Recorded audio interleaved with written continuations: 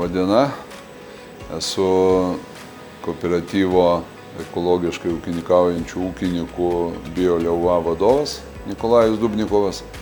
Taip pat esu ir pats ūkininkas ekologas Kauno rajono ir kartu su sūnumis ūkininkaujam Kauno rajone, Vandžiogalos seniūnijoje ir esame šito kooperatyvo ir nariai ir kartu realizuojam ir savo užaugintų ūkių produkciją. Mūsų veikla pagrindinė yra būtent ekologiškų produktų tiekimas galutinis vartotojams.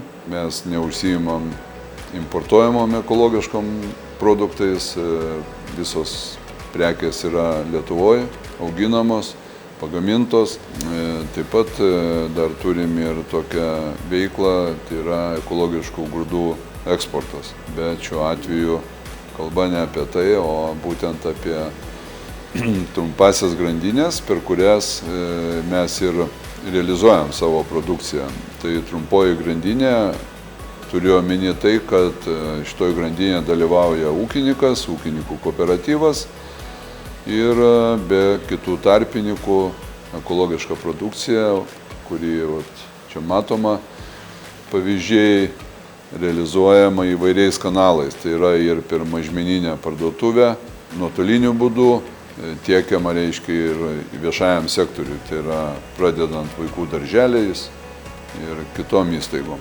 Šiaip mūsų kooperatyvas startavo su savo veikla 2018 metais. Trumposiomis grandinėmis užsiėmėm iš pat pradžių ir pasinaudojame trumpųjų grandinių rėmimo programa, kurios pasiekoje gimė mūsų šitas projektas Rupūs miltai, jo toks kodinis pavadinimas. Iki dabar kiek metų tiekiam ir aišku produkcija yra iš visos Lietuvos, bet kaip minėjau, jautiena pagrindė yra būtent Kauno rajone, iš Kauno rajono.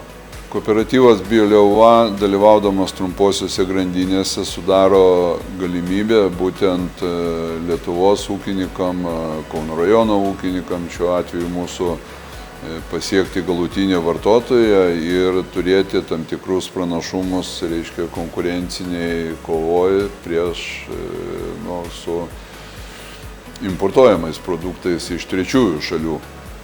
Sakykime, tokia nauda tiesioginė, nes tada ūkininkas per kooperatyvą gali dalyvauti ne tik mažmeninėje rinkoje, bet ir didmenoje, tai yra įeiti į viešųjų sektorių rinką, parduoti produkciją viešosiom įstaigom, iki mokyklinio ypatingai ūkdymo, kitaip sakant, darželiam. Be trumposios grandinės, be kooperatyvo praktiškai pavieniem ūkininkam yra sudėtinga ir daugeliu atveju netgi neįmanoma tiekti savo produkciją be tarpininkų į šitą rinką.